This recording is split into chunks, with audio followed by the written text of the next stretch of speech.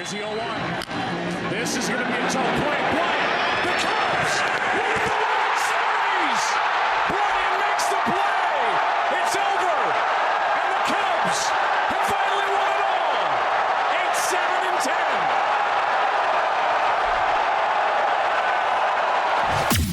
8-7-10. Welcome to Club 120. The ultimate roundtable for diehard Cubs fans and lovers of all things sports and lifestyle. Strike three, you're out. Hosted by Neil and Nate, two former baseball players and coaches turned loud mouths with strong opinions and even stronger banner. Get ready for quick-hitting, time-answer segments packed with wit, laughs, and the occasional heated debate. From analyzing Cubs on-field action to diving into off-field drama, no topic is off limits. So grab your glove, pour a drink, and pull up a seat at Club 120, where the banner's quick, the takes are hot, and the Cubs always come first.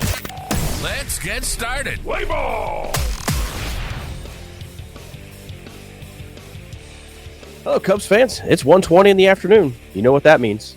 Time to grab an old style on a bleacher seat inside of Club 120. Let's talk Cubs. I'm Nate, and with me as always is a man whose dad once made him walk home from a game after dropping a foul pop-up, Neil. What's on today's lineup card? Oh, my gosh. No big secret here. We are watching, we're filming this, recording this, whatever you want to call it. Right off the heels of our Wednesday loss. I think the guys are probably somewhere on their way to an airport. And as they are on their way, Luke Little just walked another guy. So hopefully he's getting on a different flight going to Iowa, and the team will head back to Chicago. But, man, we got a packed show, a lot of stuff to get to, a lot of news that has kind of broke between our last episode. So let's instead of previewing everything, man, let's just jump right in. Obviously, the big news is Justin Steele is going to be down for the full season and probably half of next, if it is in fact a full-blown Tommy John.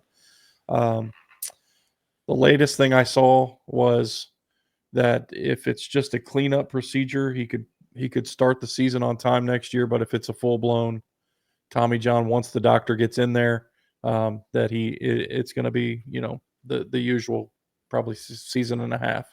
Yeah. But let's get to replacing Steele. What are your thoughts? Well, I'm going to throw this one right back at you because I think you had a really good perspective the other day. So I'm going to ask you this question straight away. What is your mental approach to replacing a frontline guy with this team right now? Oh my gosh. I mean, there's so many questions in my head, right? Like, I mean, I wrote down just a list of questions that I have. Okay. So who steps into the rotation? Wicks, Horton, Colin Ray. Obviously, first and foremost, we saw Colin Ray, was super impressed with his outing. So I think right now Colin Ray is the placeholder. Yep. How does it impact the NL Central? Well, right now it hasn't. We didn't lose the Steele outing, I don't think. Nope.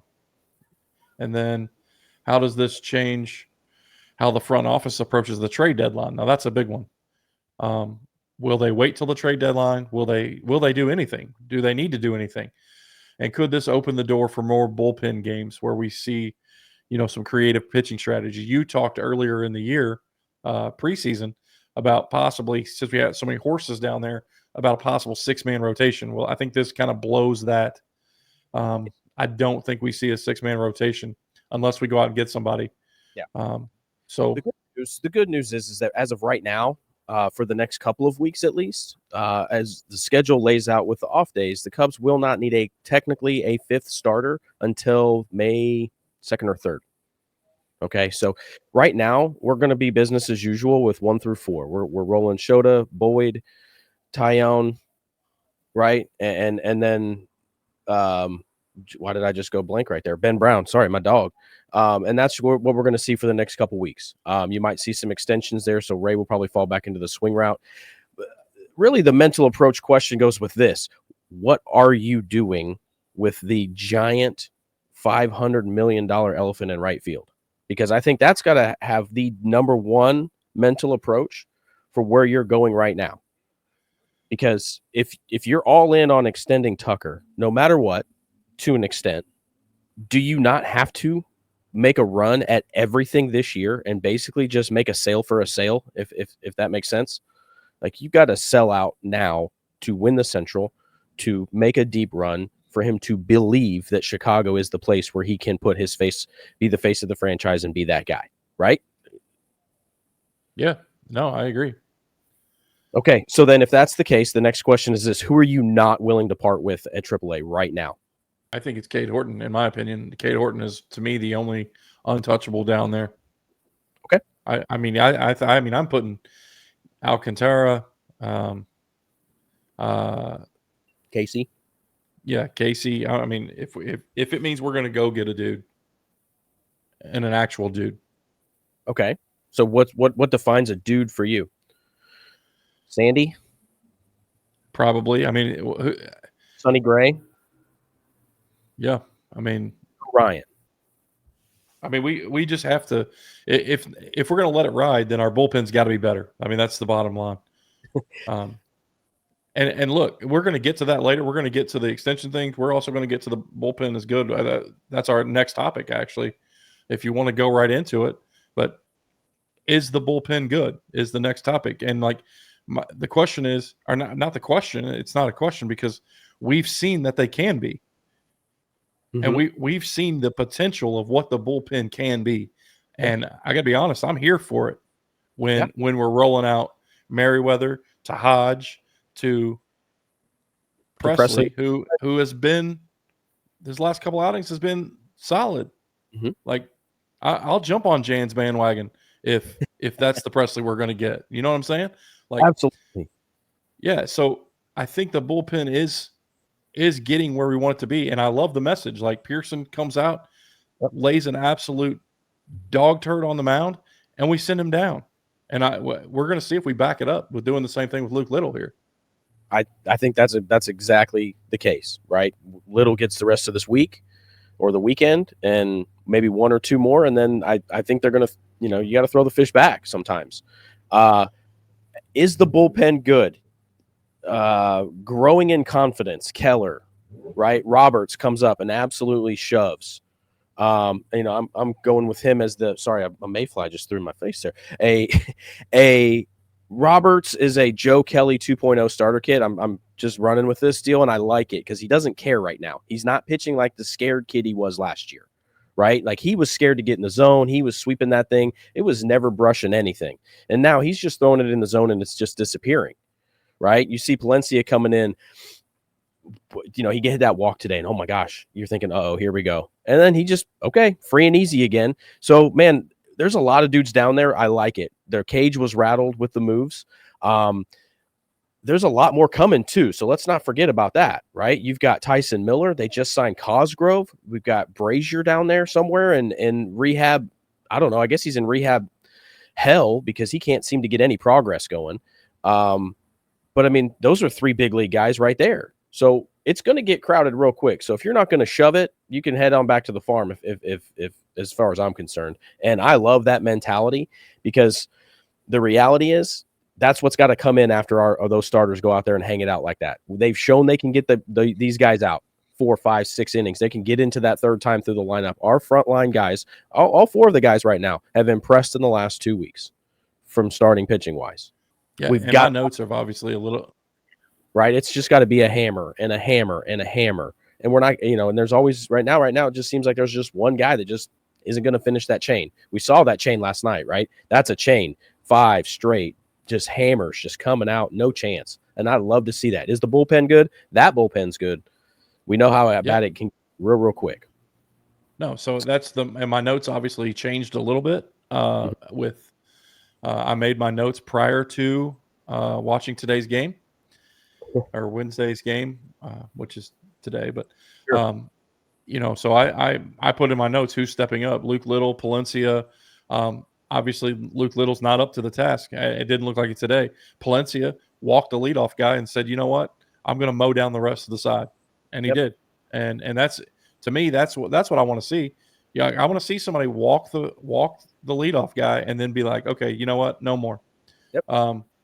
I don't want to see somebody walk the leadoff guy, but if they do, Right. well, let's take care of business.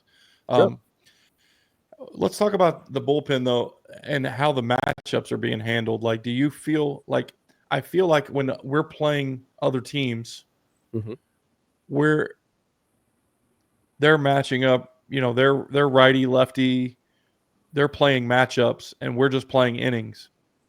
Like, I don't feel like Craig is like, okay, well, this guy's on deck and he's a righty, and this is who we got. Like, I feel like we've got one guy up in the pen while we're hitting, and then that's the guy that comes in. Sure. And because that's what I wrote him on note card prior to today's game. That's how this was going to go. And whether he lays a dog turd or he's a dog, we're going to ride him until my note card says to make the switch. And here's who I'm switching to. And it has nothing to do with who's coming to the plate. Right. Well, there is some thought to, hey, this is a hammer and we're going to throw it. Right? Like, we're not going to play matchups. We have 5 hammers, and tonight we're rolling all 5 hammers out. It's not, you can't really match up 100, right? Like, is it really that hard to match up Danny Palencia against anybody right now if he's going to throw like that? So, here's the 6th inning or 7th inning, whatever it is. And I think Keller's doing that. Merriweather's proven to do that, and Robert seems to do that right now. I think it's just our lefties that are the problem. Here's the thing. You were brought in today, Luke Little, to get lefties out, and you walked them both. One job. I mean, if you're the lefty specialist, that's pretty much it. And if you look at the National League, look at every contender in the National League. Outside of San Diego, which they still are left heavy with, but Tatis and Manny Machado are their 2 big bats. But outside of San Diego, everybody else's big bats are swinging from the left side. We need Thielbar. We need Little. We need Cosgrove. Honestly, we need Miller to come back up and give it a different look. So this bullpen has a chance to give looks. But right now, if your lefties aren't giving you that chance to have a matchup, then it's better to just throw it 100. I think that's his only mentality that Craig has right now. If I can't match up, at least just throw it down there and let's see what happens. They're not dominant, but it's not the disaster that it was in early April. And they might be trending towards functional. And in today's game, that's a win. Can be, especially with some frontline guys going with the hammers that are coming off, the swing and miss stuff coming with the starting pitching right now, right? There's a lot of swing and miss going on with these guys. If you look at the sticks versus swords, we're down a man and we're up 1 point here on the deal because our frontline guys are missing bats. If the guys coming in behind them can support that, you're right. They don't have to be amazing. The amazing guys are the front 4 guys, and that's why they're getting paid what they're getting paid. Well, for the most part. So, which it leads us to this, quite honestly, our next topic, which is really good. It seems to be that the Cubs have some flair to them, and they also have a flair for the dramatic and how they lose, but also there's some resolve to them. And there's some focus, even in the face of those dramatics, like the day after, the bounce back effect, things like that. The question to you, Neil, is this: will the dramatics overwhelm the focus, or will it make them stronger in the long run? Oh man, so that's the balance between being fun and focused, right? Like, the thing I have not seen, they took game 2 against the Padres. And we'll get to that later with our segment of the week. But they won game 2. They lost game 1 and game 3. Right. But what I didn't seem to see that I saw in LA, that I saw in Wrigley, that I saw in Phoenix was they were having fun. Like, these guys were having fun, but they were taking care of business. San Diego, something shifted there to where it was like, we're gripping the bat a little tighter. We're trying to place balls. We're not just having fun and being focused. We're just uber focused, and I think that's a bad thing. I think we have such a young core.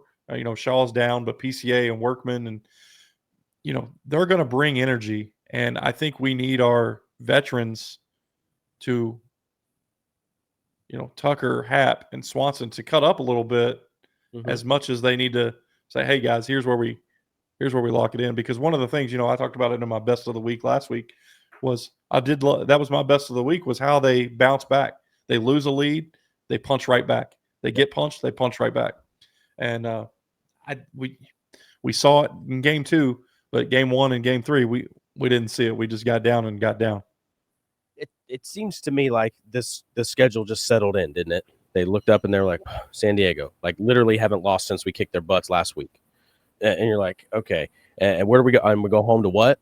And then we got it, and then Philly, and then I think they just looked at it, was like, well, buckle up, boys. And unfortunately, they didn't bring enough snacks for this road trip. I think their sugar kind of ran out. It was low. They're a little low. They just didn't have enough fun. Pete had to go to the bathroom like 3 times on the way, and it was just it just went to business first approach. Like you said, they stopped running. There was just not a lot of extra stuff taken in this series, and I think that's quite honestly where you can say what you want about not being competitive in the zone, and a couple innings got away from us or pitch wise, but the reality is that's it. They didn't compete enough at the plate. They didn't put enough fun in the game offensively, and spoiled a couple of really nice outings for some guys this week offensively. That really did do it. My concern is over the long haul that this sets in, and I don't want to see that. We got to get back to having fun. It's a gauntlet of an early schedule. We're going to kind of take a breath almost when we see Pittsburgh at the end of this month. Like, holy cow, like this is great. There's like 4 holes in this lineup. So we'll look forward to seeing that, and we'll just keep an eye on that. And again, another getaway day, another series ending loss. So maybe a trend seeing here. We need to see that focus improve. Would love to see that go long term. Speaking of long term, the Cubs made a move. Was it for short or long term gains by sending Matt Shaw back to AAA Iowa? Yeah, so obviously officially optioned. Look, man, his stats are what they are. It was 161 batting average, 316 on base, 477 OPS, no extra base hits, a clear sign. Again, I'm not trying to be, the baseball savant guy. I'm not trying to be, Mr. Driveline himself and get a job. But I think I have been talking about how that big leg kick, man, like something's got to give. So my question to you would be, was Shaw rushed to the big leagues too quickly? Should the Cubs have let him marinate in Iowa a little bit? And so the second part of that question is, did the not signing Bregman make them rush Matt Shaw? Ooh, good question. I think to work backwards there, I think they set out with giving Matt Shaw the opportunity first and straight away. When it percolated through that they might have a chance at Breggs, that kind of changed some focus. But the reality was all along, Shaw was going to be the first baseman unless literally a meteor the size of Bregman shows up, right? Like that was what they set out to do. So, and only this week, quite honestly, did I miss not having another bat. When Seiya's out, when Kelly's out, when you're like, man, who's going to pinch? Nobody's pinch hitting tonight. We're just going with it. Who's going to? No, the lineup was so thin, so fast. JT looks like he's got nothing left in the barrel. And now it gets real. Like that's where it gets real, quite honestly, because the Cubs need to move something there. But think about it this way, though. I think strategically this was a long-term play, and it was a really good one. Come on up. You're going to be the guy. We're going to show you the world, and look at the schedule that you're going to get. You got to play the Dodgers, the Padres, the Rangers, the D-backs. We'll slide a few A's games in there, but his first 70 at bats, think of the pitching staffs and the guys he's had to go against now. And they just straight attacked him, right? I mean, he did a good job. The only thing what he did well was he didn't chase, right? He didn't chase a ton. He's just missing in the zone right now. He's just overmatched on pitches he should be hitting. So the reality is, go learn how they're attacking you. Can you keep the leg kick on how they're attacking you? Yes or no? And that's where he can go figure that out at Iowa and start really working on that, because the reality is it doesn't get much harder than what he's faced in the first 70 at-bats, but it ain't going to get any easier if he doesn't make any adjustments. Okay, so here's my next question. Okay. Do you believe that this is a brief stint to reset confidence, or do you think this is a longer developmental tour? I don't think we see him before the All-Star break. You think he's down to the All-Star break? I don't think we see him again for 2 months. He's going to need the same 70 to 100 at bats that he just got just to see if it's things are shaking in the right direction, or then it just becomes a yo-yo of disappointment. So I don't think So I'm gonna go ahead. So my question, my next one would, there's a difference between struggling and overwhelmed. And in my opinion, he looked overwhelmed. He didn't look like a guy struggling. He looked like a guy that's drinking from a fire hose. Yeah. And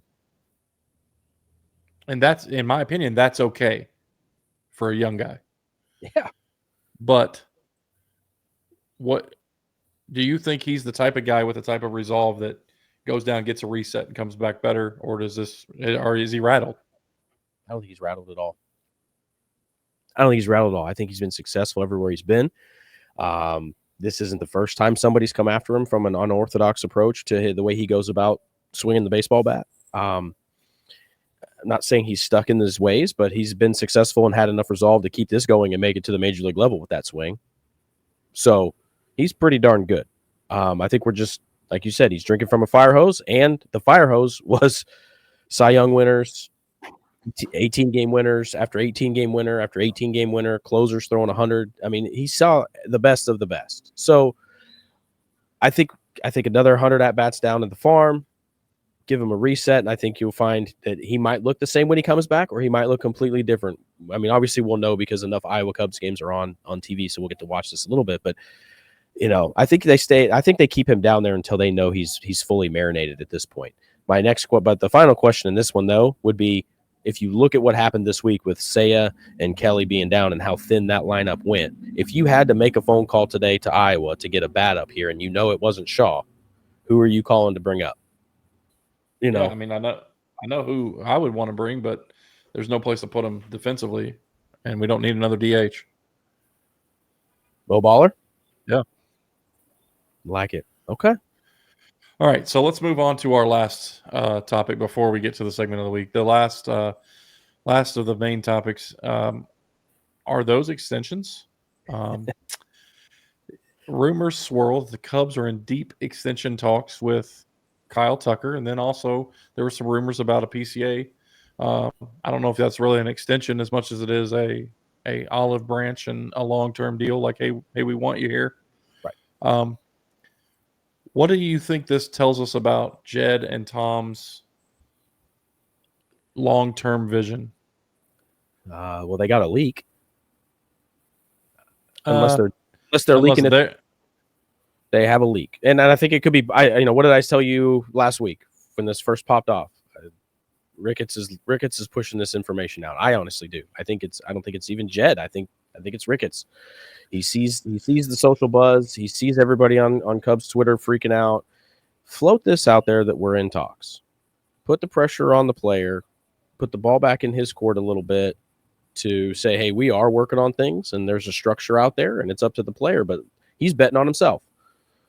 So do you think Kyle Tucker would even listen? Like, is there a number that Kyle Tucker's like, okay, we'll pause 162 games of focus to put pen to paper for this?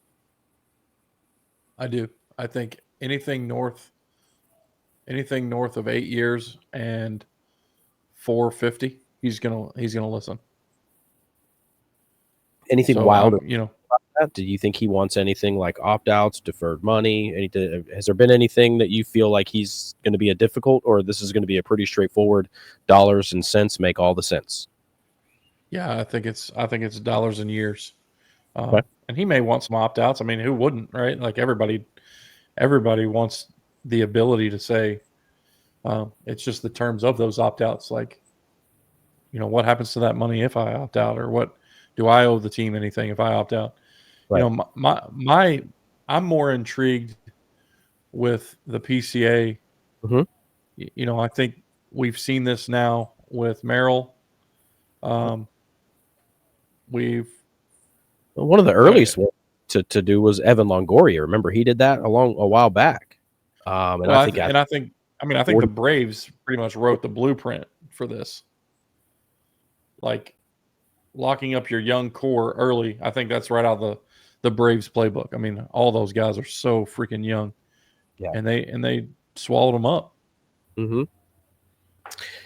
The PCA deal, you're right. I think the Tucker deal is straightforward. Number one, just to put a bow on it, let's be honest. Is Tom going to be willing to open the pocketbook for that amount? Right. And 2, is the player willing to, do that? And then the third question is, how silly is the contract? Right. Is it opt-outs every other year? Does he want money deferred into Kingdom Come? But that's a straightforward, pretty simple. PCA is really, really intriguing, right? Because we have an easy comp that we just got done playing. He's on the, he's hurt a little bit now, but with the Merrill deal, and I looked at that. There's a lot in there. That thing can go up to $205 million. So it's sitting at 135-ish guaranteed, but he could put another $80 million on that for MVP stuff. It's all incentive based. And quite honestly, here's my notes. Why wouldn't you? You want to bet on yourself. That's what they said. Pete's not really talking about that right now. They couldn't come to a number, but the reality is, why wouldn't you bet on yourself with all the stats? Sure. Because right now Pete's only making $800,000 a year. Now he's a bonus baby, right? But the reality is his annual salary is $800K. Maybe less for a rookie. But I also think I just think that he was right to turn the deal down after kind of seeing how it was laid out, and it was kind of like it maxed out. People are saying it was $75 million. No, it maxed out at $75 million, and right. That was like $80 that was million. like, mm-hmm. Yeah, no, it's like, and I think that's what Pete wants. I think Pete does want to bet on himself, and I think by turning this offer down, he is betting on himself. But I also think if you went to him with that same contract and said, here's the base, and now we're going to also on top of that let you bet on yourself. Right. You win a Gold Glove, here's another mil. You do this, here's another. And let him do the increase. Like, absolutely. Do the Dawson deal, right? I mean, for any of this is the blank check type of a scenario that these young players really honestly should, and teams should get better at this. It's tough to be one of the 26 men in your organization, but that's kind of how these guys do it. And I think that's what Tom's banking on long term, is that there's enough talent coming up that we don't need to sign the Kyle Tuckers for $500 million. We have Owen Casey. And we get 5 years of him at $800,000 a year. And, I think he's got an unlimited stack of $800,000 checks ready to go. But he will not write a $20 million per year check. And I think that's the downside here. But absolutely bet on yourself. If you can get more than, up your base, build your franchise around a guy like that who's betting on himself. And like you said at the beginning, the olive branch, right? When it comes to year 27, 28, 29, whenever that contract's over, if you've done him well, you've done well as a team and an organization, and the players performed, and he's maxed his deal out in a lot of areas, why wouldn't he look at you first to be a lifetime Cub, right? Get a stat. He walks by that statue every day. That row of statues. Why would you not want to put your name up there outside of Wrigley? And if you're getting that contract offered at 23 years old, then you have a chance at that. So why wouldn't you do everything in your power to do that? And quite honestly, Neil, I think PCA wants to do that. I just don't, like you said, I don't think that deal made sense to him and his people. They said, we could do better. Let's come back later. And, then he goes off and hits 3 jacks this week. So let's do it. PCA pissed off that he's not getting the money. Let's go. I'm fine with that. Make more money, kid. Be more productive. All right. Segment of the week. Forget big winning streaks. Forget sweeping every team in the league. The Cubs seem to be adopting, outside of today, a just win the series mentality. What are your thoughts? I mean, 2 out of 3 wins. I in my opinion, 2 out of 3. If you win 75% or 80% of the series, you're going to win your division. 100%. 100% of the time you're doing it. And this is a simple math equation, right?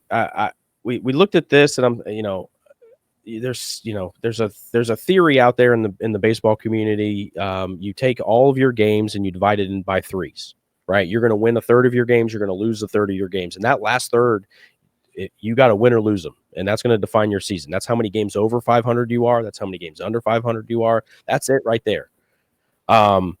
Today was Wednesday's game was one of them. Monday didn't have to be. It kind of became one, but the series defining game, when you have a chance to win a series, that's one of those middle thirds that you got to do. But I'm an old school guy, and I'm not a huge stat guy. And if Lance ever wants to get on here and give us stats for dummies, I'd love to listen, because I think he's a genius, and I love hearing him because he does make it relatable. But I do it this way. I keep it simple. Here it is. There's 52 series this year in baseball for the Cubs.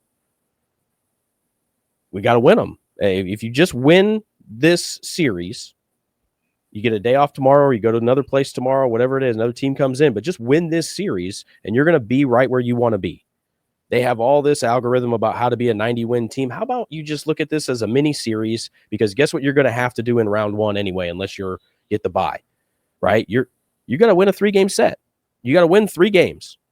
Or a 5-game set, whatever it is. You got to. So why not take 52 shots at it every year and win this series? And if that means I got to go back-to-back days with Presley, even though I didn't really need to, guess what? He can sit tomorrow, because tomorrow we don't need. Today we're going to win the series.